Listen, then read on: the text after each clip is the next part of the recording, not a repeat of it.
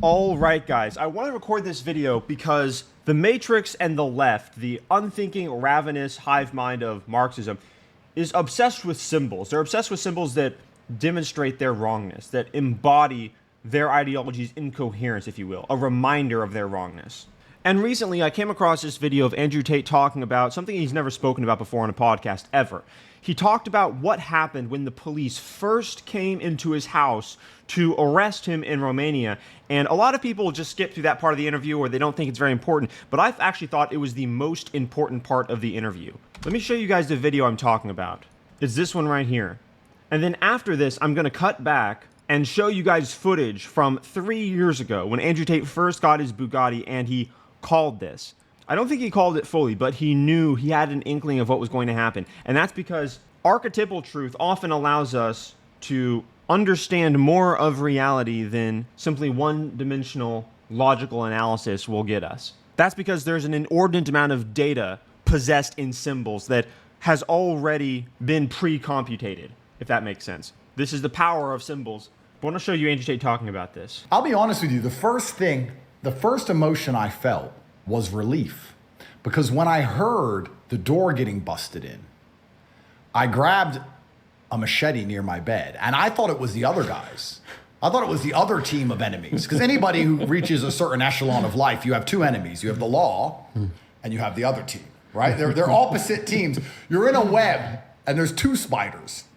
So I thought it was the Albanians or something. So they started waving guns around and being overly aggressive, and I was like, all right, okay, calm down. What's this all about? The first word the police officer said to me is, "Where's your Bugatti?"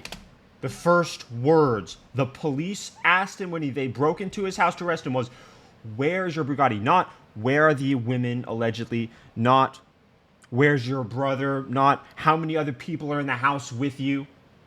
Where is your Bugatti? The details matter. You must pay attention to the details, guys. First word.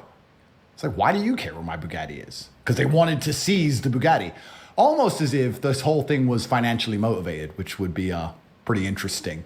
Tate says that it's financially motivated. I disagree. I think that it's far more heinous and deeper than that. I think that this is being fought on the landscape of ideas, the warfare, the battleground of ideas. And Andrew Tate's embodied impressiveness and masculinity in every domain that he inhabits is like 1,000 thorns in the side of people who are very powerful, but soy, fat, overweight, and like to push the woke mind virus of Marxism and take away people's liberties, the entire agenda for global dominance and surveillance.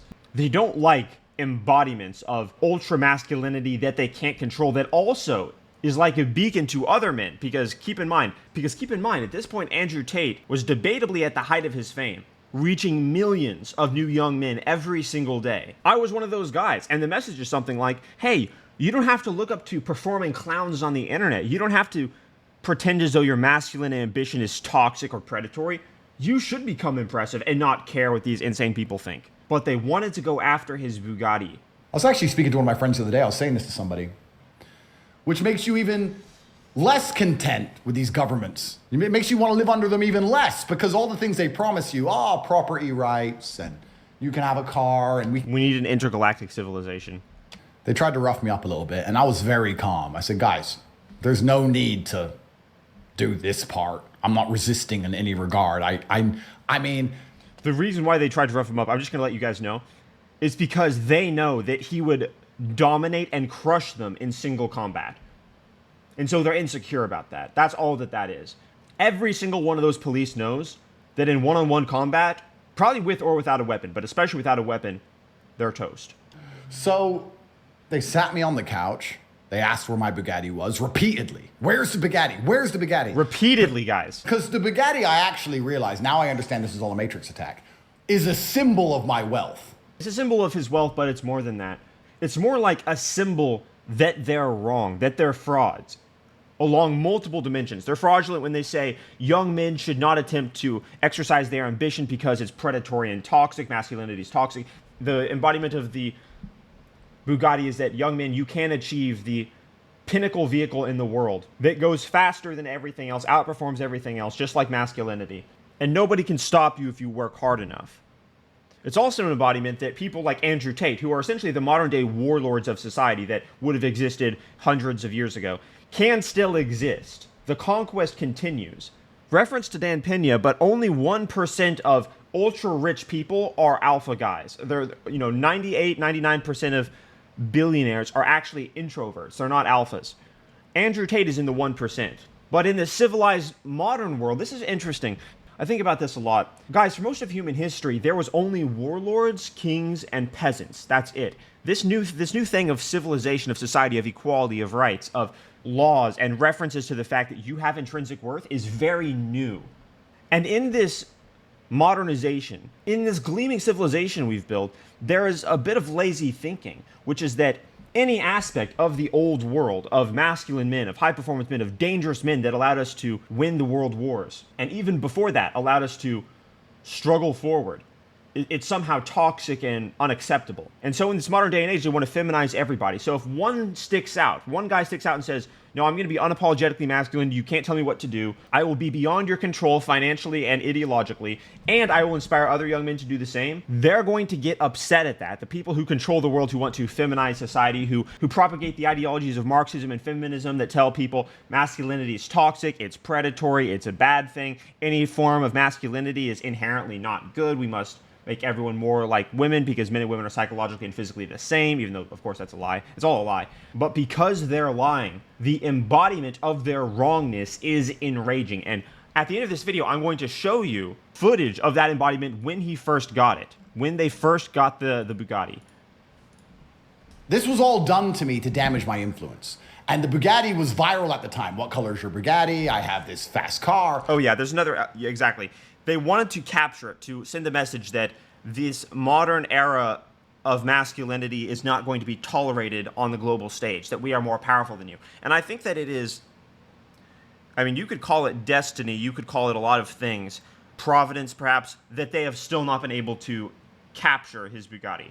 It is at an undisclosed location, and it is out of their clutches. So they were desperate to take this symbol of resilience to show the world, ha ha ha, he doesn't have one either.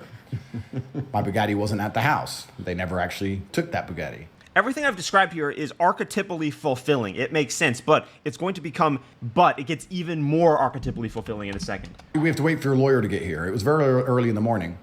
We waited for my lawyer to arrive, which they couldn't open. I said, no, I'm not going to open it. And they said, well, you're going to jail. So it doesn't matter if it takes 2 months, 3 months, 4 months, 5 months. We're going to get in that safe, and we're going to destroy your house while we do it. Again, this is how much they hate masculinity, guys. This is the world we're living in. It's moving really fast. You got to keep up. They were desperate to get it. They kept almost begging for it, this female officer. I was like, why are you begging for my car? Right. There it is. The female officer. Remember, there's 33 guys there, but one of them is a woman.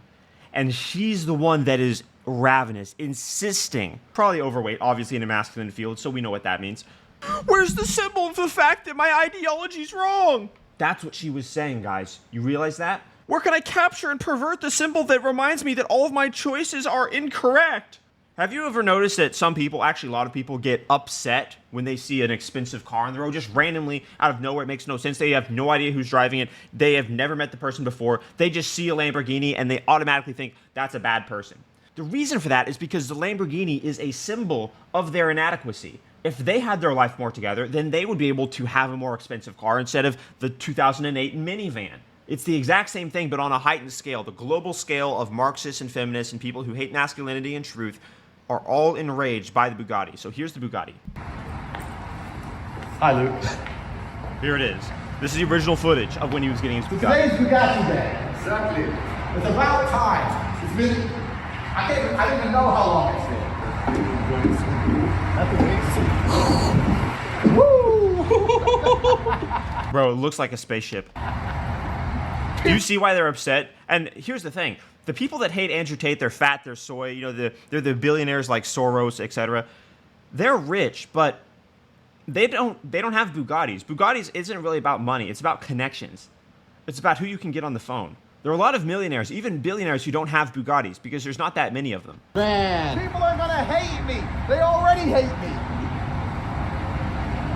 Again, the fact that Andrew was able to get one is kind of crazy. It's very impressive, and a lot of people would call it providence. Man. But you're like, no, he didn't get that, did he? You're looking at a symbol, guys. This is a symbol of what's to come. You can tell he's pissing off somebody who's very mentally destroyed, very powerful, very nihilistic, incredibly resentful, and wants nothing but darkness for civilization. Man. This car is crazy.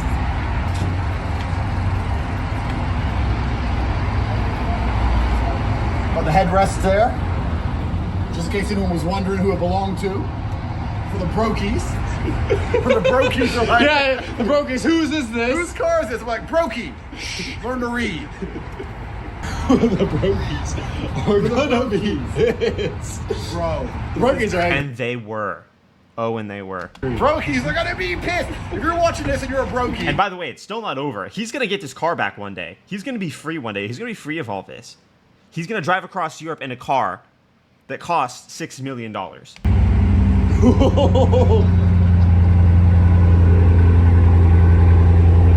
Remember, the architecture of Marxism is fundamentally anti-reality because it is anti-individual. It is anti-accountability, which is the reason why they don't believe in meritocracy or in an individual bettering their lives through, capitalism. And Marxism is also aligned with postmodernism, which is the reason why they don't believe in an objective truth that exists. Because if they don't believe in accountability and they don't believe in objective truth, then there's nothing that can hold them accountable.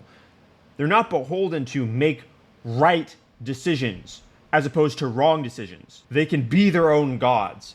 Of course, it's not true. Reality still wins. Reality reminds them that they're wrong, and this is one of the ways reality reminds them that they're wrong, by reflecting the impressiveness of other men that don't tell themselves these lies of Marxism and postmodernism. If you want to learn more about those concepts, I analyze the culture every single day through these sophisticated prisms. So check out some of my other videos as well. This is something I've wanted to record for about a week now. Subscribe to the channel. We're getting censored, so if you see this, you should count yourself extremely lucky. I post also on X, but I'm not going to stop.